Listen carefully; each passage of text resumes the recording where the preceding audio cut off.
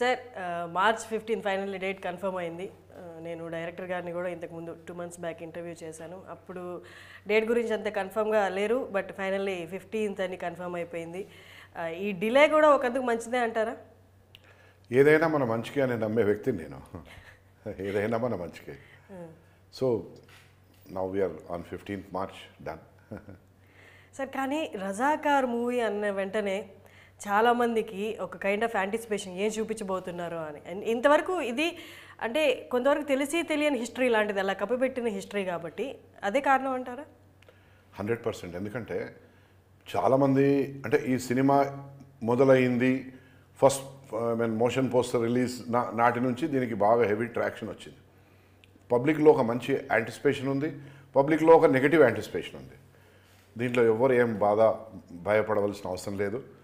చరిత్రను చిత్రంగా చూపిస్తున్నాం. Simple word. గతంలో జరిగిన అఘాయిత్యాలను ఘోరాలను అద్దం పట్టినట్టు చూపిస్తున్నాం. దానికి ఆబ్జెక్షన్స్ కొంతమందికి. ఇంకొంతమందికి ఏంటంటే దాంట్లో అంటే ఈ ట్రైలర్ వచ్చిన తర్వాత సన్నివేశాలు ఇది ఒక మతానికి వ్యతిరేకంగా తీసిన సినిమా, ఇది మత విద్వేషాలు రెచ్చగొట్టే విధంగా ఉన్నాయి అని కొంతమంది ప్రచారం చేస్తున్నారు. ఇది ఏ మతానికి నెగటివ్ కాదు, ఎవరిని ఉద్దేశించి తీసింది కాదు, ఇది రజాకార్లను ఉద్దేశించి తీసిందే. ఆనాటి నిజాం మీర్ ఉస్మాన్ అలీ పాషా ఆయనతో పాటు ఖాసిం రిజ్వీని ఉద్దేశించి వాళ్ళు చేసిన ఘోరాలనే ఈ చిత్రంలో చూపిస్తున్నాం, కానీ ఇంకా వేరేది కాదనేది ప్రతి ఒక్కరు తెలుసుకోవాల్సిన విషయం. ఇంకొక ముఖ్యమైన విషయం, ఈ చిత్రం ఏదో డాక్యుమెంటరీ టైపు లో బడ్జెట్ టైం ఏదో 2 కోట్ల నుంచి 1.5 కోట్ల 3 కోట్ల నుంచి తీసింది కాదు.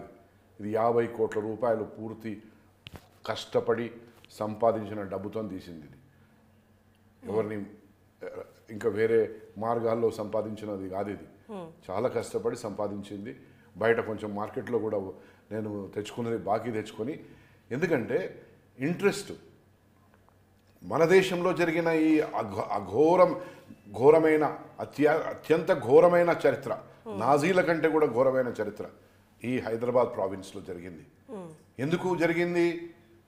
ఆనాడు పరిపాలిస్తున్న రాజు మీర్ ఉస్మాన్ అలీ పాషా అనే వ్యక్తి తన ప్రజల మీదనే ఈ బలోప్రయోగాన్ని ప్రయోగించి ఒక కొత్త దేశం స్థాపిస్తాను అని ఒక దురుద్దేశంతో చేసిన కార్యక్రమం ఇది. భారతదేశానికి స్వాతంత్రము 15 ఆగస్టు 1947 వచ్చినప్పుడు ఆనాడు 542 సంస్థానాలు భారతదేశంలో విలీనమైనవి. 3 కాశ్మీర్, జునాగఢ్, హైదరాబాద్. మనకు తెలుసు కాశ్మీర్లో ఏమైందో. అక్కడ పాకిస్తాన్ ఫామ్ కాగానే పాకిస్తానీలో వచ్చేసి కాశ్మీర్ మీద దండెత్తి పీఓకేని తీసుకున్నారు. అప్పటి రాజు హరిసింగ్ గారు వచ్చి భారతదేశానికి ఇక నమస్తే, నేను సంలాయించలేను, మీరు ఏం చేస్తారో చేసుకోండి అని చెప్పి భారతదేశంలో విలీనం చేశాడు. నెక్స్ట్ జునాగఢ్, గుజరాత్లో ఉన్నది. వాళ్ళు ప్లెబిసైట్కి పోయినరు. ప్లెబిసైట్కి పోతే మెజారిటీ ప్రజలు భారతదేశం వైపు మొగ్గు చూపితే భారతదేశంలో విలీనమైంది. ఇక్కడ 1 సంవత్సరము స్టాండ్ స్టిల్ అగ్రిమెంట్ ఇచ్చారు. భారతదేశానికి స్వాతంత్రం రాగానే భారత ప్రభుత్వము ఆనాడు నెహ్రూ గారి నేతృత్వంలో స్టాండ్ స్టిల్ అగ్రిమెంట్ ఇచ్చారు. 1 సంవత్సరం. అంటే నీ వ్యవహారాలన్నీ చక్కబెట్టుకో, నువ్వు ఎక్కడ పెట్టుకుంటావు, నీ సొమ్ములను దాచిపెట్టుకో, విదేశాలకు పంపిస్తావా, ఇక్కడ పెట్టుకుంటావా, ఏం చేస్తావో చేసుకొని మా దాంట్లో విలీనం గమనం. ఈ లోపల ఆయనకు ఒక దురుద్దేశం కలిగింది. ఏమని? నేను అత్యంత ధనికునైన రాజుని, నా తాత జాగీరు, మా అయ్య జాగీరు అని చెప్పి ఆయన తలిచి తుర్కిస్తాన్, ఉస్మానిస్తాన్ ఏదో చేస్తామని చెప్పి కలలు కన్నాడు. దానికి ఏం చేసిండు? అక్కడ పోయిండు. అప్పుడు యునైటెడ్ నేషన్స్ అనేది ఇంకా form it was just in the offing. బ్రిటిషర్స్తోనే అడ్వైజ్ తీసుకున్నారు. వాళ్ళే కదా అప్పటి వరకు పరిపాలించింది. వాళ్ళు ఏమన్నారు?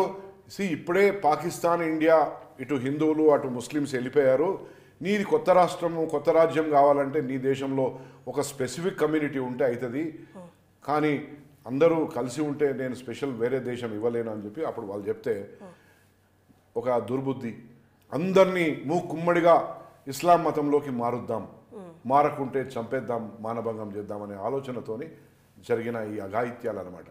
దాన్ని చిత్ర రూపంలో చూపించబోతున్నాము. దానికి ఎవడైనా రజాకార్ల వారసులు ఉంటే బుద్ధి తప్పి వాడు రావాలి మనల్ని ఎదిరించడానికి. ఎవడైనా ఈ నిజాం వంశస్థులు ఉంటే మా తాత, మా అయ్య, మా అమ్మ, పెద్దనాయన అని చెప్పి వాడు ఎవడైనా రావాలి. కానీ సెంటర్ వాళ్ళు వస్తున్నారు. వానికి సంబంధమే లేదు. ఏమో పెద్ద ఘోరం జరుగుతున్నది, మమ్మల్ని ఇది చేస్తున్నారు అది చేస్తున్నట్టుగా వస్తున్నారే బాబు, ఏం కాదు. ఇది ఏ మతం గురించి ఏ ధర్మం గురించి కాదు. ఇది ఓన్లీ 75 సంవత్సరాల క్రితం జరిపిన మారణ హోమాన్ని ఈ రజాకార్ చిత్ర రూపంలో మేము చూపించబోతున్నాం. కానీ ఇక్కడ కల్పితాలు అవి ఇవి ఇమాజినేషన్స్ ఏమి లేవిడ, ఫిక్షన్స్ అవి ఏం లేవు. ఇక్కడ ఉంటే ఏదైనా 1-2% ఉంటుంది సినిమా కోసం ఉండాలి, అంతేగాని హై వాల్యూస్తోని హై వాల్యూతోని హై బడ్జెట్తోని ఈ సినిమా బాహుబలి సినిమాలో ఎంతైతే క్వాలిటీ ఇచ్చారో దానికంటే కొంచెం తక్కువ. దాంట్లో 2000 షాట్లు ఎగ్జాంపుల్ ఉంటే నా దాంట్లో 1675 షాట్లు ఉన్నాయి CG షాట్స్.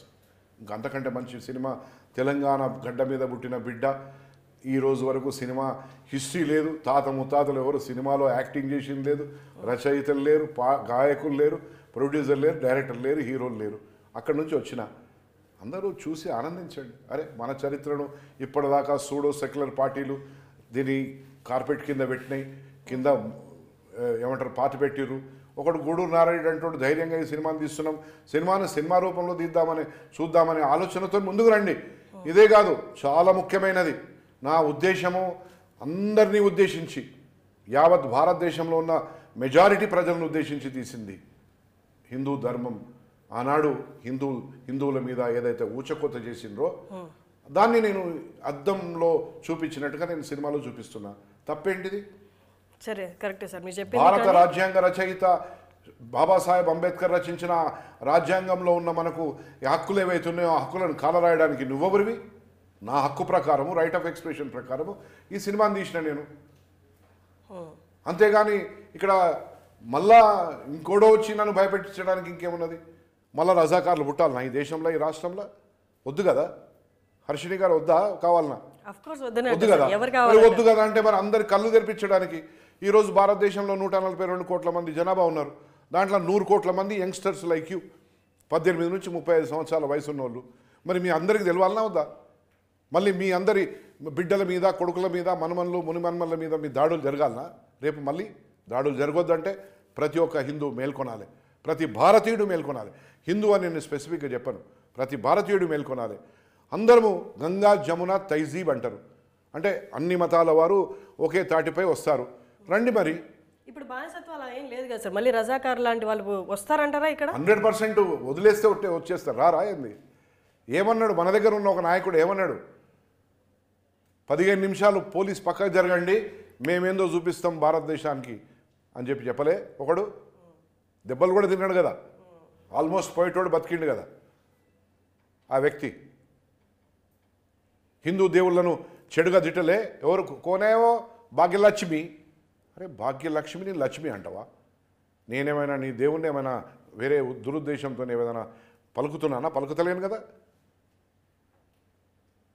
పలుకుతున్నానా? నేను నీ తబర్రు తింటా, నీ మలీజా తింటా, నీ షర్బత్ తాగుతా. నువ్వు నా తిరుపతి ప్రసాదం తింటావా? తినవు కదా. తినకున్నా నాలో ఎంత ఉన్నదో చూడు సహనం. ఇంత ఉన్నందుకు నీకెందుకు నొప్పి? సార్ మీరు ఇందాక ఒక మాట అన్నారు, నాజీ మూమెంట్ అని. నాజీ మూమెంట్ జర్మన్స్ కూడా ఆ పేరు తలుచుకోవడానికి, హిట్లర్ పేరు తలుచుకోవడానికి బాధపడతారు. అది వాళ్ళకి ప్రోగా జరిగిన జర్మన్స్కి వాళ్ళ మాట తీసుకోవడానికే భయపడతారు. ఎందుకంటే జరిగిన మారణ హోమం అలాంటి మళ్ళీ గుర్తు తెచ్చుకోకూడదు, నెక్స్ట్ జనరేషన్స్ కూడా ఆ మారణ హోమం గుర్తు చేయొద్దు అని. ఎగ్జాక్ట్లీ సేమ్ అలాంటిదే ఇక్కడ. దానికంటే ఇది దుర్మార్గమైనది. ఇది అంటే ఇప్పుడు ఇక్కడ స్వదేశస్తుల మీద జరపలే, ఆయన విదేశీయుల మీద జరిపిండు. ఈయన స్వదేశం, స్వరాష్ట్రం, సొంత కింగ్డమ్లో ఆయన ప్రజలు ఎవరైతే ట్యాక్సులు కట్టి richest man Nizam in the world అంటే ఎవని అయ్య జాగిరా అవని తాతదా? కాదు కదా. ప్రజలు కట్టిన కప్పంతోనో సొమ్ముతోనో సర్కారీ రకంతోనే, ఆనాడు సర్కారీ రకం అంటుండే. ఎందుకంటే మేము కూడా వతందారులం. మా నాయన వరకు మాల్ పటేల్, పోలీస్ పటేల్, మా తాత, మా ముత్తాత అందరూ. There are photos, history available in my house, ఎవరు ఏం చేశారని.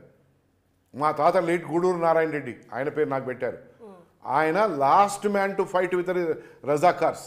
మీరు ఎవడు ఖాసిం రజ్వీతోని లాస్ట్ మ్యాన్ గూడూరు గ్రామంలో రోడ్డు మీద. ఆ తర్వాత బీబీనగర్ బ్రిడ్జ్ అని అక్కడ నుండి 1.5 కిలోమీటర్ తర్వాత పేల్చేశారు. ఇప్పటికి ఉన్నాయి, ఆనవాళ్ళు ఉన్నాయి. మా తాత మేనమామ ఈరోజు బ్రతుకున్నాడు 98 సంవత్సరాలు. మేనల్లుని గురించి ఆయన సొంత అక్క కొడుకు గురించి ఇన్ఫర్మేషన్ ఉంటుంది కదా, ఆయన బ్రతుకున్నాడు. ఆయన కూడా చెప్తాడు ఈరోజు కావాలంటే. ఆనాడు గూడూరు నారాయణ రెడ్డి అనే వ్యక్తి రజాకార్లతో ఏం పోరాటం చేసిండు. ఆయన వతందారు కాబట్టి ఎక్కడ ఏ స్వాతంత్ర సమరయోధుడు దానికి దీనికి రాసుకోలే. ఎందుకంటే ఆయన కూడా నిజాం దగ్గర పనిచేసినాడు. నిజాం ఆయన రాజ్యంలో ఈ రెవెన్యూ డిపార్ట్మెంట్ ఉండే వతందార్ అంటారు వాళ్ళని. పట్వారీ, మాల్ పటేల్, పోలీస్ పటేల్ 3 వ్యవస్థలు ఉంటాయి. పట్వారీ అనేటోడేమో రాయాలి ఖాతాలు, మాల్ పటేల్ ఏమో సర్కారీ రకం వసూలు చేయాలి, పోలీస్ పటేల్ అనే వ్యక్తి లా అండ్ ఆర్డర్ చూసుకుంటాడు. 4-5 గ్రామాలకో 8 గ్రామాలకు. ఆ ఖాందా నుంచి వచ్చిన నేను ఈ ప్రాంతంలో పుట్టి ఈ ప్రాంతంలో జరిగిన అఘాయిత్యాలను ఒక చరిత్రను చిత్ర రూపంలో చూపిస్తే కొంతమందికి ఇబ్బంది. సార్ వాళ్ళు అంటున్నది ఏంటంటే ఇప్పుడు అంతా ప్రశాంతంగానే ఉంది కదా, ఈ సినిమా వచ్చి మళ్ళీ వాళ్ళలోని ఉద్వేగాన్ని నిద్రలేకపోదేమో అని. Hyderabad police is very capable police. Scotland yard police కంటే కూడా పవర్ఫుల్ పోలీసు వాళ్ళు మన వాళ్ళు. వాళ్ళు తలుచుకుంటే ఎవడు కుయ్యి అనదు, మేక మే అనదు, కుక్క బోబో అనదు వీళ్ళు తలుచుకుంటే. సో వీళ్ళకి తెలుసు ఎవడు ఏంటిది అనేది. వాళ్ళని కంట్రోల్ చేసుకుంటే సరిపోతుంది, ఏం చేయవలసిన అవసరం లేదు. ఓకే సార్, ఈ మూవీ రిలీజ్ అనేది ఇంటెన్షనల్గానే ఎలక్షన్స్ తర్వాత ప్లాన్ చేశారు అన్నది ఎంతవరకు వాస్తవం? ఇప్పుడు అసెంబ్లీ ఎలక్షన్స్ అప్పుడు నేను క్యాండిడేట్ని, అప్పుడు నిలబడితే అసెంబ్లీ ఎన్నికల్లో లబ్ధి పొందడానికి అన్నారు. మళ్ళీ ఈ ఎలక్షన్స్ అంటారు, ఏదో అంటారు, ఇక అనేటోళ్ళు అంటారు. రజనీకాంత్ మొన్న ఏమన్నాడు, ఒక సినిమా ఒక ఫంక్షన్ సందర్భంగా అన్నాడు కదా, అట్లా అనుకుని మనం పోతుండాలి, అవన్నీ పట్టించుకోదు. సార్ ఈ రిలీజ్ తర్వాత ఏమన్నా ఎవరైతే ఆపాలని చూస్తున్నారో వాళ్ళ వైపు నుంచి కొంచెం ముందుకు వచ్చిన డేరింగ్ స్టెప్ తీసుకుని ఏమన్నా డిస్టర్బెన్స్ క్రియేట్ చేస్తారనుకుంటున్నారా? చెప్పాను కదా, police will take their recourse. వాళ్ళ యాక్షన్ వాళ్ళు తీసుకుంటారు. దానికి నేను బాధ్యుని కాదు కదా. సినిమా తీస్తే కాశ్మీర్ ఫైల్స్ వచ్చింది, కేరళ స్టోరీ వచ్చింది, అప్పుడు గిట్నే మాట్లాడారు. మరి ఏమైంది? ఏమైనా అయిందా? ఏం కాదు, ఊరికే తాటాకు చెప్పులు అంటారు వీటి, అట్లనే పోయి వెళ్ళిపోవాలంతే. అదంతా ఎందుకు? నాకు ఎన్ని థ్రెడ్స్ వచ్చినాయి అనుకున్నారు? డైరెక్ట్గా ఇండైరెక్ట్గా నేనేమో భయపడుతున్నాను ఏమన్నా? చెప్తారా మీరు దాని గురించి? థ్రెట్ గురించి సరే, దాని గురించి ఏం మాట్లాడదు వాళ్ళని నేను లెక్క పెట్టాను కాదు. గూడూరు నారాయణ గారికి థ్రెట్ కాల్స్ వచ్చినాయి అంటే ఏమన్నారు? ఇక అది వద్దు, ఎందుకు ఆఫ్ రికార్డ్ పెట్టుకుందాం. అది చాలా వచ్చినాయి, ఆన్లైనే వచ్చినాయి. నాకేం ఆఫ్ రికార్డ్ అనేది కాదు. ఆఫ్ రికార్డ్ ఐడెంటిటీ లేని థ్రెడ్స్ అంటారా? ఐడెంటిటీ లేని థ్రెడ్సా? వాళ్ళు ఎవరో ఐడెంటిటీస్ ఉన్నాయి, నంబర్లు ఉన్నాయి, అన్నీ ఉన్నాయి. I don't want talk about it నా. నేను ధైర్యంగా నేనున్నా. నా బట్ పర్సన్ రివీల్ చేయకుండా అసలు థ్రెట్ ఏంటో చెప్పగలరా? చంపేస్తామన్నారు. చంపేస్తామన్నా? రెడీ, నేను రెడీ, నువ్వు కూడా రెడీయా అన్న? నేను రెడీ, నువ్వు రెడీ అయితే రా. బికాజ్ నేనైతే చిత్ర రూపంలో దించి పెట్టేసినాక నేను ఇష్టం నిలిచిపోతా కదా. నేనైతే ఆరిపోయిన దీపం కాదు కదా, ఒక ప్రాణం పోతుంది. కానీ నేనైతే ఆరను కదా. నా దీపం అనేది ఎప్పటికీ వెళ్తూ ప్రపంచం ఉన్నంతకాలం వెలుగుతూనే ఉంటుంది. దాన్ని ఎవడైనా ఆపగలుగుతాడా? ఇప్పుడు ఇది ఆర్కైవ్స్లోకి వెళ్తుంది, డొమైన్లోకి వెళ్తుంది, వెబ్ డొమైన్లకు. ఎవడైనా దాన్ని డిలీట్ చేస్తాడా? మొత్తం ఎక్కడికి వెళ్ళి తీస్తాడు? తీస్తే మళ్ళీ పెడతారు. అవునా కాదా? ఇదేదో కోవిడ్ రోగం కాదు కదా, సీజన్లో వచ్చింది పోయినట్టుగా. I have produce the movie ధైర్యంగా, దమ్ము ధైర్యంతో. మళ్ళీ నా దేశంలో, నా రాష్ట్రంలో రజాకార్లు పుట్టొద్దు, అందరూ జాగ్రత్తతో ఉండండి అని ఒక సంకేతం ఇస్తున్నా. ఈరోజు youngest country in the world ఎవరంటే భారతదేశం. భారతదేశంలో అందరం మంచి కలిసిమెలిసి బతుకుదాం, భరతమాత బిడ్డలుగా ఉందాం. ఈ దేశంలో ఎవడైనా ఏ మతముడైనా పుట్టినోడు ఒక్కడే అని నేను అనడానికి సిద్ధము, తక్కినోడు అనడానికి సిద్ధమా? ఒకడే, ఎస్, కావాలంటే ఇచ్చిపుచ్చుకుందాం. Are you ready? ఆ విధంగా బతుకుదాం. మరి నువ్వు నేను హమ్ అని చెప్పి నువ్వెందుకంటావు? అవునా కాదా? అది రావద్దని నా ఆలోచన. సార్ అయితే సెప్టెంబర్ 17కి ఉన్నంత అంటే జూన్ 2కి ఉన్నంత ప్రాముఖ్యత సెప్టెంబర్ 17కి ఇప్పుడు దాకా ఎవరు తీసుకురాలేకపోయారు, కానీ జూన్ 2 మాత్రం సెలబ్రేట్ చేసుకుంటారు. జూన్ 2ని చేసే వ్యక్తి ఎవరైతే చేసినరో ఇలా హమామ్ ఖాన్లో ఉన్నాడు. వర్క్షాప్లో కాదు, కారు పోయి వర్క్షాప్లో వండుకోలే, వాళ్ళు పోయి హమామ్ ఖాన్లో ఉన్నారు. చెప్తున్నా, జూన్ 2 అనే దానికి ఎక్కడున్నది దానికి విలువ? ఇప్పుడు మన గూగుల్ సెర్చ్ చేస్తే nonsense, it is nonsense. గూగుల్లోకి వెళ్తుంది 17 సెప్టెంబర్. మళ్ళీ ఇదంతా గూగుల్ సెర్చ్లో who is so and so అంటే నువ్వు 1000 సార్లు 1,00,000 సార్లు దాన్ని కొడితే ఆ పేరే వస్తుంది. మళ్ళీ దాన్ని 1,01 సార్లు కొడితే ఎవరిని కొడితే వాడు వస్తాడు. Who is the father of Telangana? It is Sardar Vallabhbhai Patel. ఆయన నా తాతనో ముత్తాతనో కాదు, ఆయననే విమోచన ఇప్పించిండు. లేకుంటే మన గతి ఇవాళ ఆఫ్ఘనిస్తాన్ పాకిస్తాన్లో ఎట్లయితే అక్కడ పౌరులు అనుభవిస్తున్నారో, ఎన్ని కష్టాలు అనుభవిస్తున్నారో ఆ గతి మనకు ఉంటుండే. అదే సర్దార్ వల్లభాయ్ పటేల్ మేల్కొనకుంటే. ఆనాడు పరిపాలించిన ప్రధానమంత్రి 396 రోజులు ఎందుకు వెయిట్ చేసిండు? ఈ దేశస్థులు ఈ భారత భూభాగంలో వాళ్ళు కారా? ఎందుకు వెయిట్ చేసిండు? ఇదంతా ఒక పెద్ద కుట్ర. ఇప్పటిదాకా ఎందుకు తీయలేదంటే భయంతో, ఎందుకులే మనకని, ఇంకొకడు ఇంకా సూడో సెక్యులరిజం అని, ఇవన్నీ ఉంటాయి, చాలా ఉన్నాయి. ఒక వ్యవస్థ, ఒక పరిస్థితి అనే దాని వెనకాల చాలా విషయాలు ఉంటాయి. సింపుల్ కాదు అది, మనం అనుకున్నంత సింపుల్ కాదు. దీనికి ఫాదర్ ఆఫ్ ద నేషన్ ఎట్లయితే మన మహాత్మా గాంధీ అనుకుంటామో, father of Telangana is who? 3 అక్షరాలు ఉన్న చెత్త కాదు, కచరా కాదు, సర్దార్ వల్లభాయ్ పటేల్. ఆయన స్టాచ్యూని బరోడాలో కాదు పెట్టుకునేది, హైదరాబాద్ నడిబొడ్డున పెట్టుకోవాలి, చార్మినార్ పక్కన పెట్టుకోవాలి, చార్మినార్ కంటే ఎత్తైన విగ్రహంగా పెట్టుకోవాలి. అవసరం అనుకుంటే ఒక 1000 అడుగుల భూమి, 1000 గజాల భూమి ఆడ కొనుక్కొని నాకు ఈ సినిమా నుంచి వచ్చిన లాభాన్ని మొత్తం దానికి పెడతా. నేను సర్దార్ వల్లభాయ్ పటేల్ స్టాచ్యూకి పెడతా. ఆయన మనని రక్షించిన వాడు. ఆల్రెడీ స్టాచ్యూ ఉంది కదా సార్, తెలంగాణ ఇంకా అభివృద్ధి కోసం పెట్టచ్చు కదా అమ్మని. అంటే ఫాదర్ ఆఫ్ మన స్టేట్, మన ప్రాంతాన్ని రక్షించిన వాడిని నేను గౌరవిద్దాం అనుకున్నా. తక్కేది నాది కదా, అది ప్రభుత్వం బాధ్యత. అది ప్రభుత్వం బాధ్యత. అయితే సెప్టెంబర్ 17 ఇంటెన్షనల్ గా తొక్కిపెట్టారంటారా? June 2 100% వీళ్ళు ప్రభుత్వం ఏర్పాటు చేయకముందు వీళ్ళు ఏమంటుండే, తెలంగాణ విమోచన దినాన్ని అధికారికంగా నిర్వహించాలి. ఏమైంది నీ అధికారికంగా? కోడిగుడ్ల అధికారం ఎక్కడ పోయింది నీది? నువ్వు చేసిన దాన్ని నువ్వు ప్రచారంలోకి తీసుకొద్దాం అనుకున్నావు, నువ్వు చేసిన విధానాన్ని దాన్ని ప్రచారంలో తీసుకొద్దామన్నావు. ఏంది మేము పోయి పోతుంటే గోల్కొండ కోటకు నీకేం సంబంధం బాబు? అడిగేటోడు లేక ఇష్టారీతిన ప్రవర్తించారు. ఎక్కడ పోయినరు? ప్రజలు తంతే పోయి ఆడ పడ్డారు, హమాం ఖాన్లో పడ్డారు. ఉన్నారు వాళ్ళు. సార్ ఇప్పుడు కొంతవరకు ఉన్న న్యూస్ ఏంటి, కొంతవరకు ఉన్న అపోహ కాదు, బట్ నడుస్తున్నది ఏంటి అంటే, ఉస్మాన్ అలీ ఖాన్ ఎవరైతే ఉన్నారో ఆయనకైతే ఇంత విపరీతమైన ఆలోచనలు అయితే లేవు. ఆడవాళ్ళ మీద అఘాయిత్యాలు చేయాలని కానీ, వాళ్ళు హింసించాలని కానీ, వాళ్ళు వివస్త్రం చేసి బతుకమ్మ ఆడించాలన్నది ఆయనకైతే లేదు. ఈ కాసిం రిజ్వీ ఎవరైతే ఉన్నారో ఆయన మాటలతోనే ఆయన ప్రేరేపించబడి అలాంటివి తీసుకున్నారు. ఆయనకైతే అభివృద్ధి చేయాలి, ఇదంతా ఒక నేషన్గా ఉండాలనే ఉన్నది అని కొంతవరకు అంటున్నారు. ఇది మీకు తెలిసిన సోర్స్ ప్రకారం? 123 పుస్తకాలు మేము చదివి ఇదంతా ఈ కథ తీసినాం, సారాంశం తీసినాం. ఒక రాజు, ఇవాళ రాజు ఆ రాజ్యంలో జరిగిన వ్యవహారాలకు రాజు బాధ్యుడా లేకుంటే ఇంకోడోనా? నీకు రైట్ హ్యాండ్ కదా కాసిం రిజ్వీ అనేవాడు, రాజుకు రైట్ హ్యాండ్ వ్యక్తి కదా. వాడే కదా వచ్చి నీకు చెప్పిండు, హమ్ అలగ్ దేశ్ బనాయింగే, హమ్ అలగ్ ముల్క్ బనాయింగే, భారత్ సే అలగ్ హో జాయింగే, జాకే ఓ గోవాకు పోర్చుగీస్ సే ఖరీదింగే అని చెప్పి కదా. ఆనాడు గోవా ఎప్పుడైంది భారతదేశంలో? 1960లో అయింది విలీనం. అంతకంటే ముందు అది గోవా అనేది పోర్చుగీస్ చేతిలో ఉండే కదా. వాళ్ళ దగ్గరికి వెళ్ళి కొందామని వాళ్ళకి బేరం కూడా చేశారు, డబ్బులు కూడా పంపించారు లాబింగ్కు. మరి మీరు పోయి ఆ సముద్ర తీరం ఉండాలి మనకని చెప్పి ఇవన్నీ ఆలోచన చేసింది, చెప్పింది ఎవడు? కాసిం రిజ్వీ. ఎవరికి? రాజుకు. మరి రాజు బాధ్యుడా లేదా? రాజుకు తెలియకుంటేనే రాజ్యంలో ఇన్ని అఘాయిత్యాలు. అరేనే అఘాయిత్యాలు అంటే ఏదో చెదురుముదురు ఘటనలు కావు ఇవి, ప్రతిరోజు జరిగిన ఘటనలు, ప్రతిరోజు వందలాదిగా జరిగినాయి. 60,000 మానభంగాలంటే ఎట్లా? 2 లక్షల మర్డర్స్ అంటే ఎట్లా? ఊరికనే జరిగినాయా 2 లక్షల మర్డర్స్?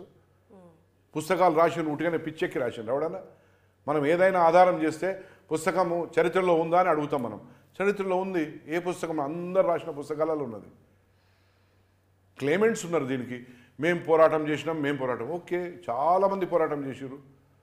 దాంట్లో కాంగ్రెస్ ఉన్నది, కమ్యూనిస్టులు ఉన్నారు, ఆర్య సమాజ్ ఉంది, ఆర్ఎస్ఎస్ ఉన్నది, అందరూ ఉన్నారు ఇంట్లో.